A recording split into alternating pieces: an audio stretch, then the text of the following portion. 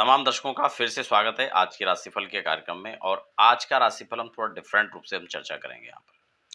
देखिए, यहाँ पर देवगुरु आपकी राशि पर किस प्रकार से अपनी मेहरबानी बनाए हुए हैं उसको लेकर हम चर्चा करेंगे। और वर्ष पर्यंत मई 2024 से और मई 2025 तक लगभग क्या स्थितियां रहेंगी, क्या इसका प्रभाव रहेगा, बृहद रूप से हम इस पर चर्चा करेंगे। नए दर्शक है तो एक निवेदन भी रहेगा, अगर आप पहली बार चैनल पर विजिट कर रहे हैं तो चैनल को सब्सक्राइब करके बेल आइकन को जरूर प्रेस कर लीजिए, क्योंकि यहाँ पर अध्यात्म हो, ज्योतिष हो, रत्न रुद्राक्ष हो या फिर तमाम इंफॉर्मेटिव जो चर्चाएं हैं वो आपको यहाँ पर मिलती रहती हैं। सिंह राशि के लिए बात करेंगे। लगातार हम सभी राशियों पर चर्चा कर रहे हैं। आपकी राशि से देखेंगे तो ये गोचर आपके दसम भाव पर होंगे, यानी वृषभ राशि पर जब भी जाएंगे तो वृषभ राशि से 3 दृष्टियां देवगुरु के पास विशेष हैं। और यही अमृतमय दृष्टि देवगुरु की आपके जीवन में किस प्रकार की एक नई संभावना को जन्म देगा, किस प्रकार की संभावनाएं बनेंगी, किस प्रकार की सावधानी आपको बरतनी है और क्या विशेष महा उपाय करना है, इसी पर इर्द गिर्द हमारी आज की चर्चा रहेगी। तो वृषभ राशि आपके दसम भाव में पड़ती है सिंह राशि वाले जातकों के लिए। यानी आप इसको इस तरह से देख सकते हैं, अगर आपका सिंह लग्न है या फिर सिंह राशि है तो आप जब सिंह राशि का चार्ट तैयार करेंगे तो दसम भाव के अंदर वृषभ राशि आएगी और वृषभ राशि पर ही देवगुरु का गोचर रहेगा। क्लियर हो गया। खासकर शुक्र की दशा हो या बृहस्पति की दशा है या ये कहीं ना कहीं अंतर में चल करके आ रही हैं या फिर आपकी ये राशियां हैं, तो ये विशेष प्रभाव यहां पर देखने का काम करेंगी। और खासकर जो दशाओं को लेकर मैं चर्चा कर रहा हूं, इसमें देखिए आप यहां देखेंगे आपके चार्ट से तो आपका दसम भाव जो है उसके ठीक सामने यानी चौथा भाव, यहां पर देवगुरु की सप्तम दृष्टि रहेगी। यानी देवगुरु दसम भाव एक महत्वपूर्ण भाव से आपके चौथे भाव कुंडली के सिर्फ बिल्कुल जो ठीक सामने है उसको विशेष रूप से प्रभावित करेंगे। और चौथा भाव आपके सुख का है, आपके कुटुंब, आपके परिवार का है, आपके सुख संसाधनों का है, प्रॉपर्टी का है, मकान का है। उसमें स्थिर प्रॉपर्टी और चल और अचल दोनों प्रॉपर्टीज में आती हैं। आप मकान, दुकान की बात करें, वाहन की बात करें, इन सब चीजों का विचार हम यहां पर करेंगे। तो क्या संभावना रहेंगी इस 2024 और 25 के अंदर, हम इस पर चर्चा करेंगे। और इसकी 5वीं दृष्टि सेकंड हाउस पर रहेगी जो धन का भाव है। दो स्थितियां कुंडली में हम दो जगह से देखते हैं इनकम को, एक धन को, एक तो इनकम का भाव, आय का भाव जो है, आय के स्रोतों का जो भाव है यानी 11th हाउस, और द्वितीय भाव यानी धन का भाव, यानी जो आपकी पैतृक प्रॉपर्टी भी यहां से हम देख सकते हैं और संचित धन की भी हम यहाँ पे बात करेंगे। और जो आने वाली जो आपकी इनकम है उसको भी हम यहाँ पर विचार करेंगे। ठीक है। तो दूसरी दृष्टि यहाँ रहेगी 5वीं, पंचम दृष्टि द्वितीय भाव पर, और 7वीं दृष्टि चौथे भाव पर। और उसके बाद एक महत्वपूर्ण दृष्टि जो है नवम दृष्टि, जो देवगुरु के पास स्पेशल 5 और 9 दृष्टि है, ये आपके छठे भाव पर रहेगी। तो सबसे पहले हम 7वीं दृष्टि की बात करें उससे पहले 5वीं दृष्टि को समझ लेते हैं, यानी द्वितीय भाव पर पड़ने वाली दृष्टि को देख लेते हैं। उपाय भी मैं आपको बताऊंगा। देखिए, यहां पर आप देखेंगे तो आप कन्या का घर है, कन्या की राशि है, यानी बुध की राशि, कन्या राशि।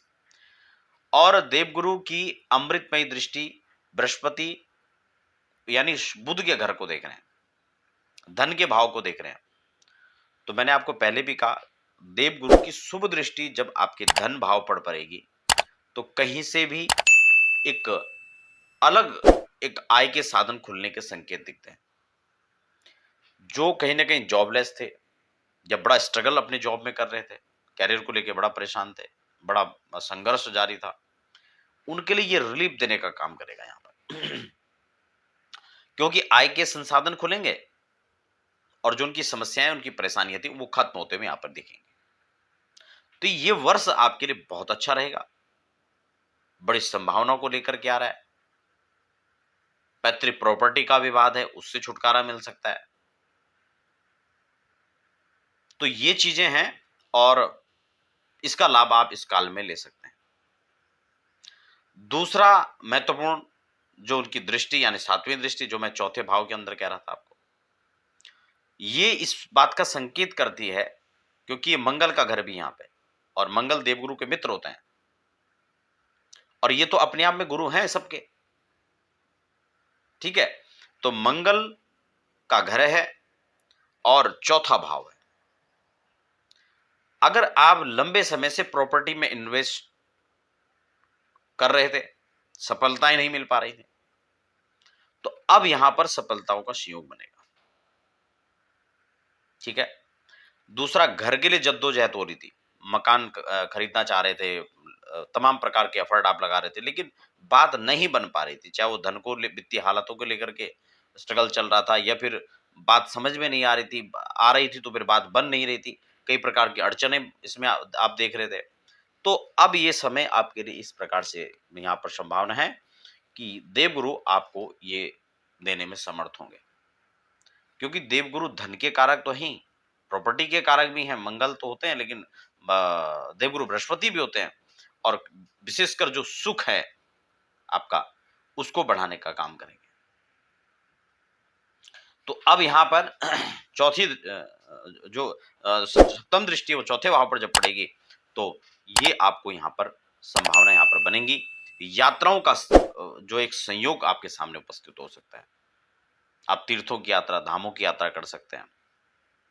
जनता पक्ष का जो एक सपोर्ट है, पब्लिक सपोर्ट जो है, वो आपको मिलेगा। राजनीतिक कैरियर की बात करें, जो लोग अभी तत्काल चुनाव में लगे हुए हैं, कैसा सपोर्ट रहेगा पब्लिक का, तो उन लोगों को यहाँ पर अच्छा सपोर्ट मिल सकता है।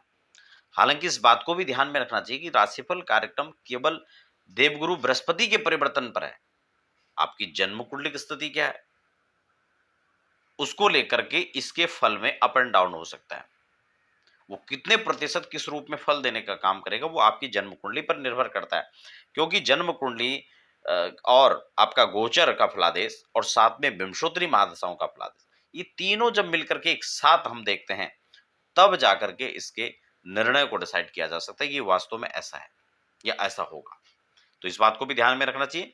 जमीन जायदाद से संबंधित जो समस्याएं थी, कृषि लैंड को लेकर के कोई समस्या थी, या उसको आप खरीदना चाह रहे थे या बेचना चाह रहे थे, आपके काम नहीं बन पा रहे थे, तो यहाँ पर आपके लिए अच्छा सहयोग लेकर के आ सकता है।